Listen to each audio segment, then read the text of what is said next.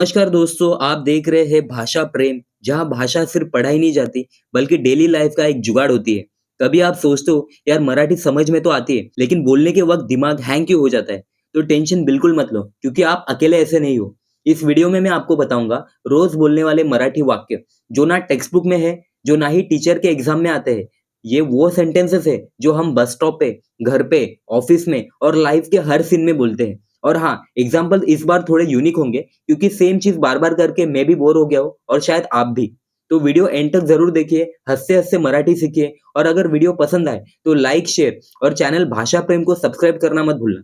चलिए शुरू करते हैं। तो गाइस, वीडियो शुरू करने से पहले आपसे छोटा-सा रिक्वेस्ट होगा, जैसे ही मैं कोई सेंटेंस मराठी में यहाँ पे बताऊँगा, आप भी थोड़ा प्रैक्टिस कर लेना, ताकि आपको मराठी सीखने में और भी आसानी होगी गाइस। ठीक है? तो पहली लाइन है, आज थोड़ा देर हो जाएगी, तुम इंतजार मत करना। मराठी में कहेंगे, आज जरा उशीर होईल, तू वाट बघू नकोस। अब देखिए, आज थोड़ा यानी आज जरा, हिंदी में आज कहते हैं, मराठी में आज कहते हैं। ज और ज दोनों में काफी अंतर है। तो मराठी प्रोनाउंस करने के समय पे आज को आज कहना है आपको। ठीक है? तो आज थोड़ा देर हो जाएगी, यानी आज जरा उशीर होईल। देर होना यानी मराठी में उशीर होईल ऐसे कहते हैं। देर को मराठी में उशीर कहते हैं। हो जाएगी यानी होईल, क्रिया अभी हुई नहीं है।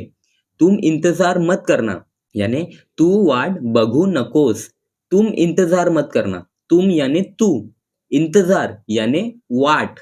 मराठी में इंतजार को वाट कहते हैं। जैसे आप मेरा इंतजार मत करना यानी तुम्ही माझी वाट बघू नका। वैसे ही तुम इंतजार मत करना यानी तू माझी वाट बघू नकोस।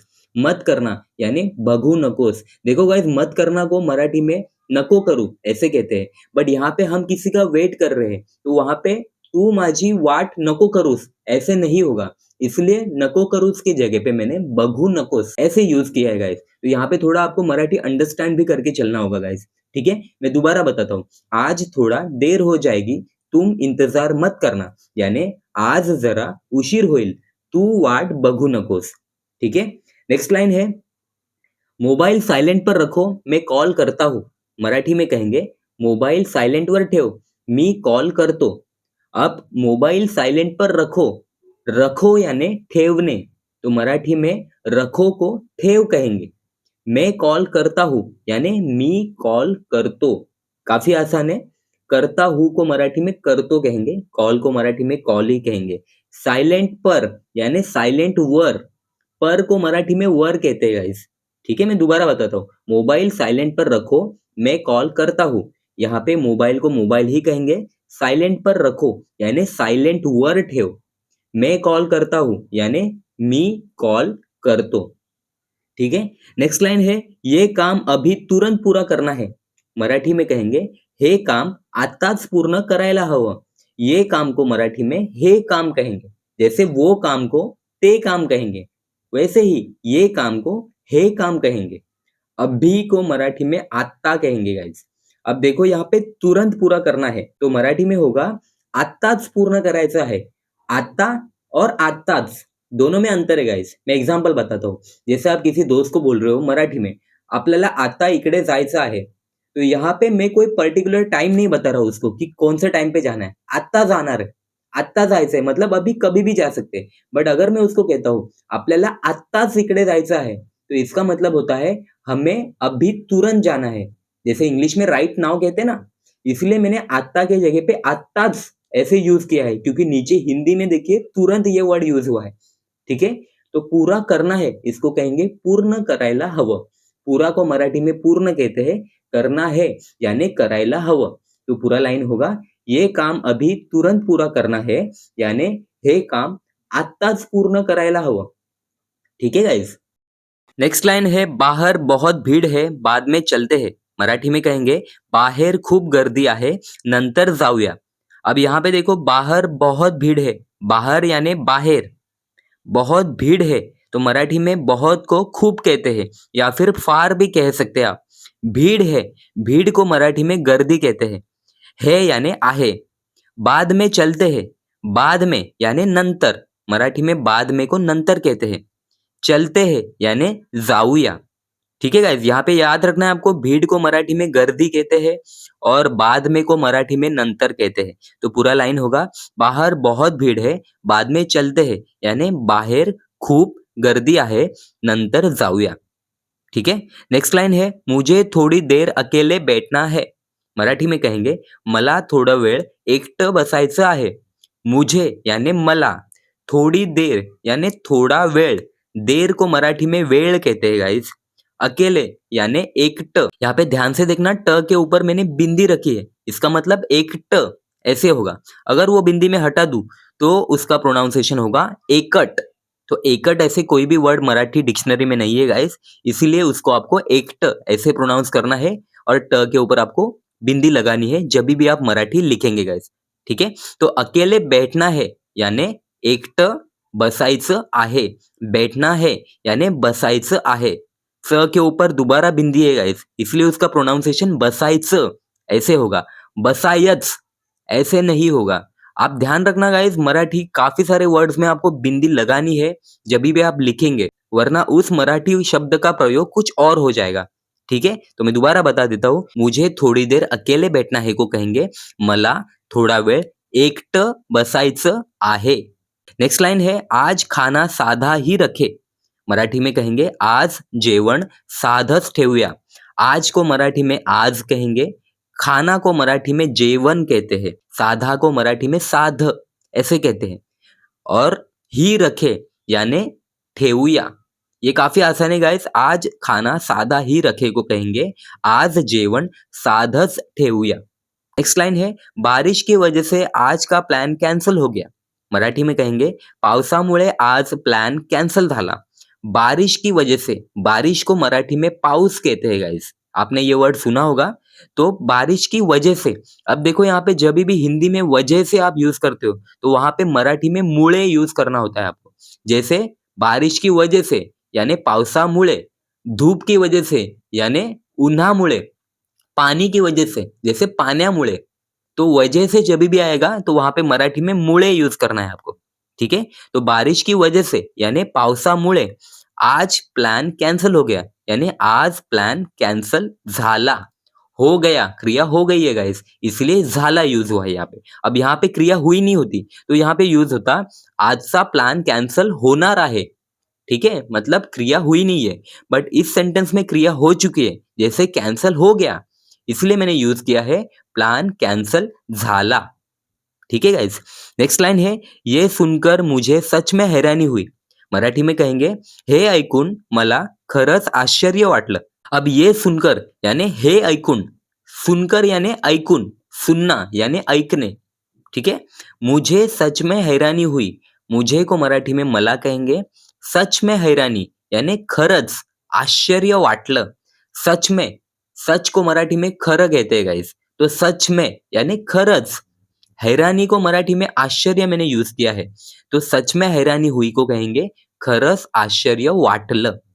ठीक है। गाइस, एक छोटी सी बात, अगर आपको ये वीडियो पसंद आ रहा है और आपको लगता है कि भाषा प्रेम आपको मराठी सिखाने में थोड़ी सी हेल्प कर रहा है, तो स्क्रीन पे जो क्यूआर कोड दिख रहा है वो सिर्फ एक ऑप्शन है, कोई कंपल्शन बिल्कुल नहीं है। अगर आप चाहो तो चाय पानी के पैसे जितना मुझे सपोर्ट कर सकते हो, या फिर वीडियो देख के, लाइक करके और शेयर करके भी आप ऑलरेडी मुझे मोटिवेट कर ही रहे हो। आपका हर छोटा सपोर्ट मुझे और बेटर वीडियोस लाने की एनर्जी देता है। और हाँ, पेमेंट अमाउंट से ज्यादा आपका प्यार और मोटिवेशन हमें इंपॉर्टेंट है। तो चलो अब वीडियो कंटिन्यू करता हूँ, मराठी सीखना आगे भी एंजॉय करते हैं। आपके हिसाब से कोई भी छोटा बड़ा पेमेंट मुझे कर सकते हैं और मेरा हौसला बढ़ा सकते हैं गाइस। नेक्स्ट लाइन है, थोड़ा समझो, सब कुछ तुरंत संभव नहीं है। इसको मराठी में कहेंगे, थोडं समजून घे, सगळं लगेच शक्य नाही। अब यहाँ पे थोड़ा को मराठी में थोड़ा कहेंगे, ड के ऊपर बिंदी आएगी गाइस, क्योंकि थोड़ ऐसे प्रोनाउंस होगा, थोड़ ऐसे प्रोनाउंस नहीं होगा। ठीक है। समझो को मराठी में समजून घे कहेंगे, सब कुछ यानी मराठी में सगळं, तुरंत संभव नहीं है, तुरंत को मराठी में लगेच कहते हैं, और संभव नहीं है यानी शक्य नहीं। जैसे हिंदी में संभावना कहते हैं, मराठी में शक्यता कहते हैं गाइस। तो पूरा सेंटेंस होगा, थोड़ा समझो यानी थोडं समजून घे, सब कुछ तुरंत संभव नहीं है यानी सगळं लगेच शक्य नाही। ठीक है। सब कुछ यानी सगळं, तुरंत यानी लगेच, और संभव नहीं है यानी लगेच शक्य नाही। यहाँ पे थोड़ा अंडरस्टैंड करना है मराठी आपको गाइस, थोड़ा टफ है ये वर्ड। 2 चीजें याद रखनी है आपको, संभवता को शक्यता कहते हैं और तुरंत को लगेच कहते हैं गाइस, ठीक है। नेक्स्ट लाइन है, वो विषय बाद में करते हैं, अभी नहीं। मराठी में कहेंगे तो विषय नंतर बोलूया, आता नाही। वो विषय यानी तो विषय बाद में करते हैं यानी नंतर बोलूया। बाद में को मराठी में नंतर कहते हैं गाइस। बात करना यानी बोलणे, इसलिए यूज हुआ है बोलूया। बाद में बात करते हैं यानी नंतर बोलूया। अभी नहीं यानी आता नहीं। मैंने पिछले ही एग्जाम्पल में आपको बताया था अभी को आता कहते हैं, तो अभी नहीं यानी आता नाही। नहीं को मराठी में नाही कहते हैं, ठीक है। नेक्स्ट लाइन है, आज मन किसी भी काम में नहीं लग रहा। मराठी में कहेंगे आज मन काहीच कामाला लागत नाही। अब आज मन यानी आज मन किसी भी यानी काहीच काम में नहीं लग रहा यानी कामामध्ये या फिर कामाला, नहीं लग रहा यानी लागत नाही, लग रहा यानी लागत आहे, वैसे ही नहीं लग रहा यानी लागत नाही। ये भी काफी आसान है गाइस। नेक्स्ट लाइन है, अगर तुम्हें कोई मदद चाहिए तो बताना। मराठी में कहेंगे जर तुला काही मदत लागली तर सांग। तुम्हें कोई मदद, जिसे मराठी में कहेंगे तुला काही मदत।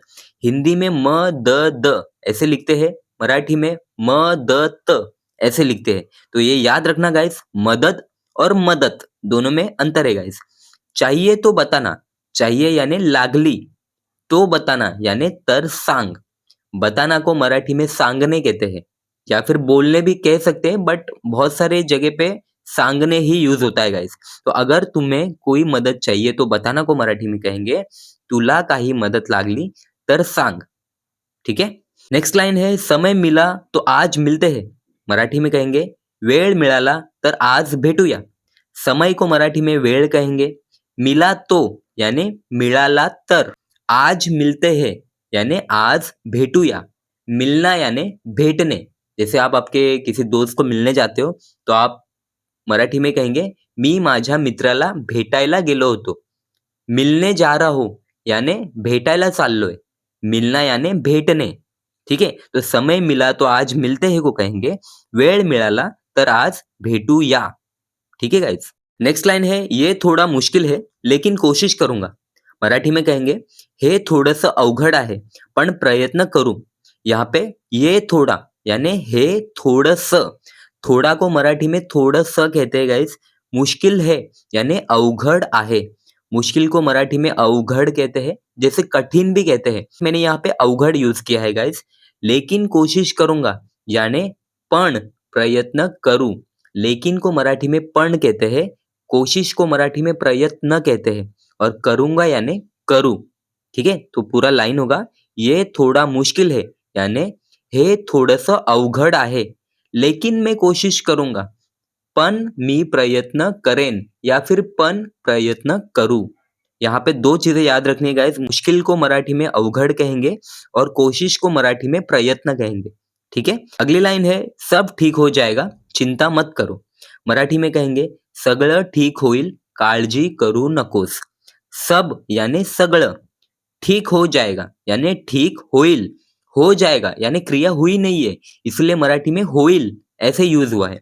अगर ये क्रिया हो चुकी होती तो मराठी में यूज होगा सगळं ठीक झालं आहे, ठीक है। बट यहाँ पे सब ठीक हो जाएगा यानी क्रिया नहीं हुई है, इसलिए मराठी में कहेंगे सगळं ठीक होईल। चिंता मत करो, चिंता को मराठी में काळजी कहते हैं गाइस, ये वर्ड भी याद रख लीजिए। मत करो यानी करू नकोस। दोबारा बताता हूँ, सब ठीक हो जाएगा, चिंता मत करो। सब ठीक हो जाएगा यानी सगळं ठीक होईल, चिंता मत करो यानी काळजी करू नकोस, ठीक है गाइस। अगर आपको लगा अरे यार ये वाक्य तो मैं डेली यूज करता हूँ, तो समझ जाओ आज का वीडियो सक्सेसफुल रहा। लैंग्वेज सीखना मतलब ग्रामर का बोझ नहीं, बल्कि रोज के बोलचाल के वर्ड पकड़ना होता है। अगर आप चाहते हो ऐसे ही इजी रियल लाइफ मराठी वाक्य जो आप सीधा यूज कर सको, तो चैनल भाषा प्रेम को सब्सक्राइब जरूर करो। वीडियो पसंद आए तो लाइक जरूर करना और कमेंट में बताओ आज का सबसे फेवरेट वाक्य आपका कौन सा था। मिलते हैं नेक्स्ट वीडियो में, तब तक के लिए मराठी बोलते रहो और कॉन्फिडेंटली बोलो। जय महाराष्ट्र।